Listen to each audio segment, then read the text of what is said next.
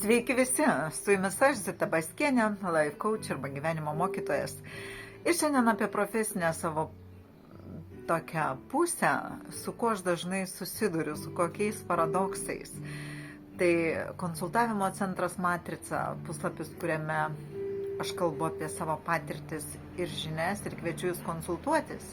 Bet ko aš dažnai sulaukiu? Dažnai aš sulaukiu klausimo. Ar jūs mokote to, ką darote pati, ar mokote metodikos?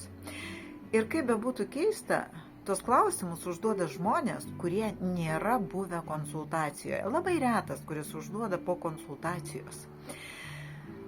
Ką tai reiškia? Šiek tiek plačiau žiūrint, aš todėl ir suprantu, kodėl tiek daug yra prastų specialistų, ne tik šitoj srity, bendrai visose. Todėl, kad žmonės, ką galima spręsti iš tų klausimų.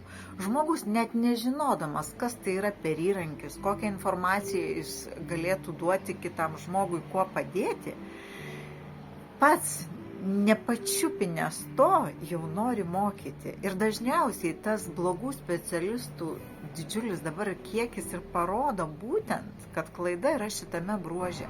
Jeigu mes norim ką nors kitam žmogui iš savo vidaus siekio padaryti gero, padėti, jeigu einam iš intencijos padėti, tai mes turėtumėm pirmiausiai patys tai pačiupinti, tame pabūti, suprasti, o gal tai yra blogai, o gal tai yra jūsų manimų kvailystė, o gal tai yra nesąmonė, o gal tai yra kenkiantis dalykas. Jūsgi nebuvot, nežinot, ką jums tai duoda, bet jūs jau norit mokyti ir taikyti metodiką. Tai, žinot, aš jums visada linkiu, kaip ir visose gyvenimo srityse, pradėti nuo savęs. Kartais būna moteris nerimauja dėl vaikų, turi priimti kažkokį sprendimą dėl vaiko ir nori pasikonsultuoti vaiko duomenimis remiantis. Ir aš visada pasakau ne, todėl kad jeigu sprendimą priimat jūs, vaikas dar nepilnametis, tai čia yra jūsų klausimas. Man reikia jūsų duomenų ir jūsų atėjimo į tą konsultaciją, o ne vaiko. Vaikas, jam aktualūs tokie dalykai bus, kai jis bus pilnametis. Vienintelis, kas aktualu vaikui per jūs, tai yra palaikymas ir toks, žinot, pažiūrėjimas talentų arba stipriųjų pusių.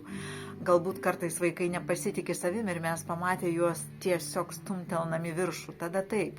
Bet bendrai kažkokia tokia, žinot, manimas, kad jūs pasižiūrėsit vaiko detalizaciją ir staiga sužinosit, kokį priimti sprendimą. Anaip tol, jūs net to nenorėkit, nes jums galvas skaudės 2 kartus. Jūs žinosit daug daugiau, bet jūs nieko pakeisti juk negalit. Laisvos valios principas visatoje, jis veikia visiems, ne tik jums, mamoms ir tėčiams, bet ir tiems patiems vaikams. Ir jie šiandien daro taip, kaip jie daro, o sprendimus tai priimat jūs.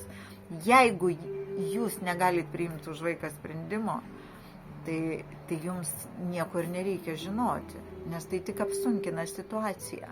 Todėl jūs priimkit savo sprendimus ir jeigu norit sužinoti apie vaiką arba apie sprendimą, tiksliau pasakius, liečiantį vaiką, tai vis tiek jūsų data man reikalinga, nes jeigu sprendimas jūsų, situacija bus aiški pagal jūsų detalizaciją. Jeigu sprendimas vaiko, situacija bus aiški pagal vaiko detalizaciją. Tai 2 tokie dalykai, kur viename visada verta mamoms pirmiausiai galvoti apie save, o kitame, kai jūs klausėt, ar aš mokau daryti to, ką aš pati darau, tai pirmiausiai mokymas, tai patys žinote, mokytojas, tai pirmiausiai gyvenimiška patirtis. Kaip bebūtų paradoksalu, apie savo matematikos mokytoją, nuostabiausio mokytojo, tokio antro, aš nesutikau. Tai buvo mokytojas matematikos Brazaitis. Ir aš buvau tokia, žinot, šelmiška mergina ir dažnai praleisdavau pamokas. Ir ant kiek buvo eruditas tas žmogus. Gal dėl to aš tą matematiką iki šiol nešioju su savim. Kai aš neteidavau jų į kokias porą pamokų ir į trečią jau ateinu, stoviu prie klasės, mokytojas ateina atrakinti duris ir jis sako, o, Zita, ačiū, kad atėjot. Tai mokyti reikia praeiti kelią. Jeigu jūs savo kelyje ateisite iki taško mokyti, jums tas duris atidarys. Bet va tie tokie dalykai, kai aš noriu mokyti, nežinau, ko aš noriu mokyti, tai yra tik pinigai. Šitoj srity, vienas dalykas, šitoj srity tai neveikia. Tai turi eiti iš vidaus, tai turi eiti iš intencijos padėti ir pasidalinti savo patirtimi. Čia ne metodika. Čia metodika plus patirtis, todėl tai yra perlas. Atskirai niekas nieko neturi. Tai su gražiausiais linkėjimais ir su tuo linkėjimu pradėkim nuo savęs. Ir už save esam atsakingi. Tai ačiū Jums labai.